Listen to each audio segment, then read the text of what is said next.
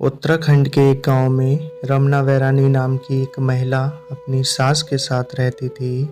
कम उम्र में ही रमना वैरानी की शादी हो गई थी।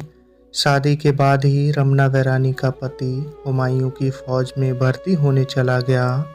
सास और बहू में काफ़ी प्रेम था। वे दोनों माँ बेटी की तरह रहती थीं। सास घर के काम करती और रमना वैरानी बाहर गाय बकरी को चराने और खेतीबाड़ी का काम संभालती थी। रमना वैरानी अपने पति से बहुत प्रेम करती थी। उसकी याद में रमना वैरानी काफ़ी उदास रहती। वही हाल रमना वैरानी की सास का भी था। बुढ़ापे में बेटे के दूर रहने की चिंता उसे खाए जा रही थी। वे दोनों ऐसे ही अपने दिन काट रहे थे। देखते ही देखते 11-12 साल बीत गए और रमना वैरानी का पति न लौटा, न उसने अपनी खबर भेजी। रमना वैरानी को यकीन था कि उसका पति एक दिन जरूर वापस आएगा। एक दिन रमना वैरानी तपती गर्मी में खेतों पर काम करते करते थक गई। उसने आसपास के खेतों में नज़र दौड़ाई। बाकी औरतें घर जा चुकी थीं। काम में मग्न रमना वैरानी को खबर ही नहीं लगी कि सब औरतें कब चली गईं। काम और गर्मी से वो काफ़ी थक चुकी थी। प्यास से उसका गला सूखने लगा। रमना वैरानी ने सोचा, थोड़ा ही काम बचा है, पूरा करके ही जाती हूँ। वो काम में लगी ही थी कि पीछे से उसे कोई आवाज़ आती सुनाई दी। उसने देखा कि एक साधु अलख निरंजन अलापता हुआ उसी की तरफ आ रहा है। साधु रमना वैरानी को देख उसके समीप आ गया। रमना वैरानी से उसका परिचय पूछता है। रमना वैरानी कहती है, मैं राबतों के ख़ानदान से हूँ और मैं बहुत बड़े सेठ की बेटी हूँ। मैं इस गांव में अपनी सास के साथ रहती हूँ। मेरे ससुर का देहांत हो चुका है। साधु, और तेरा पति कहाँ है? रमना वैरानी, मेरे पति कई सालों से परदेश में है और मैं अपने दिन उनकी याद में काट रही हूँ। साधु, क्यों उस निर्मोही के बारे में सोच कर दुखी हो रही है जिसने इतने सालों से तेरी खोज खबर नहीं ली? और तो और न उसे अपनी माँ की याद आई। रमना वैरानी को साधु की बात पसंद नहीं आई। उसने उसे अनसुना की और अपना काम करने लगी। साधु ने फिर उसे टोकते हुए कहा, क्यों अपनी ये अमूल्य जवानी उस निर्मोही की याद में बर्बाद कर रही है? चल वैरानी, छाँव में बैठकर अपना मन हल्का करते हैं। और रमना वैरानी को छूने की कोशिश करने लगा। रमना वैरानी दूर हट के साधु से कहा, क्या तुझे मेरे सिर का ये सिंदूर और नाक की नथ नहीं दिखती? एक औरत से किस तरह की बात कर रहा है? रमना वैरानी ने फिर धमकाते हुए कहा, तू जोगी है या ढोंगी?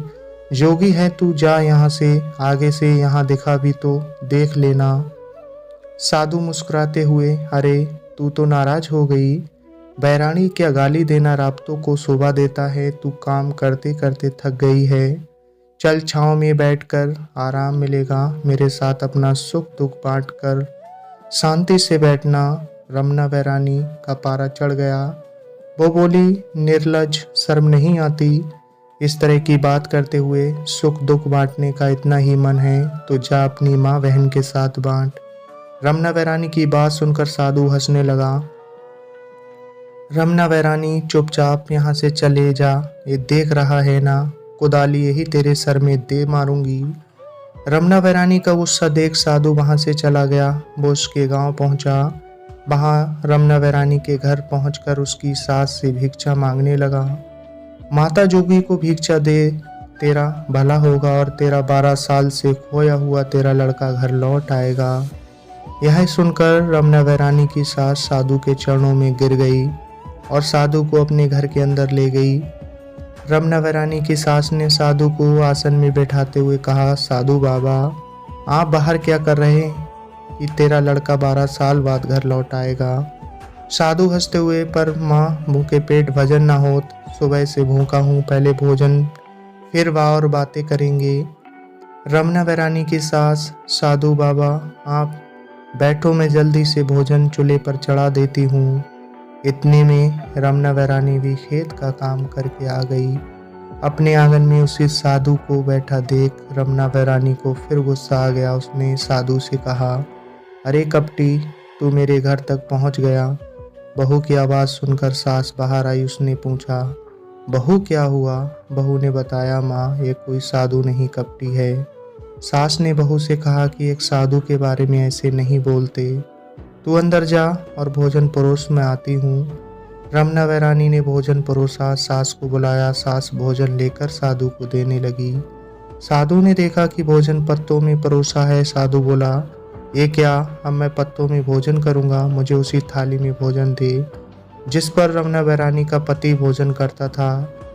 साधु का इतना कहना ही था कि रमना वैरानी का पारा अब हद से ज़्यादा चढ़ गया था। वो गुस्से में पूरी लाल हो गई। वो बोली, तूने अब अपनी नीचता की हद पार कर दी। तेरी हिम्मत कैसे हुई ये कहने की? रमना वैरानी के गुस्से का ये रूप देखकर साधु बहुत चक्का रह गया। उसने साधु का चोला उतारा और माँ के पैरों में गिर गया और बोला, माँ पहचानो मुझे, मैं तुम्हारा बेटा हूँ वीरू। और रमना वैरानी मुझे माफ़ कर दो। मैंने तुम्हारे प्रेम और इंतज़ार की परीक्षा ली। तुम्हारे परिवृत प्रेम और निष्ठा को दुनिया के लिए हमेशा याद रखा जाएगा। तो दोस्तों, ये थी इतनी सी कहानी। एक पति अपनी पत्नी के प्रेम में जोगी बन गया।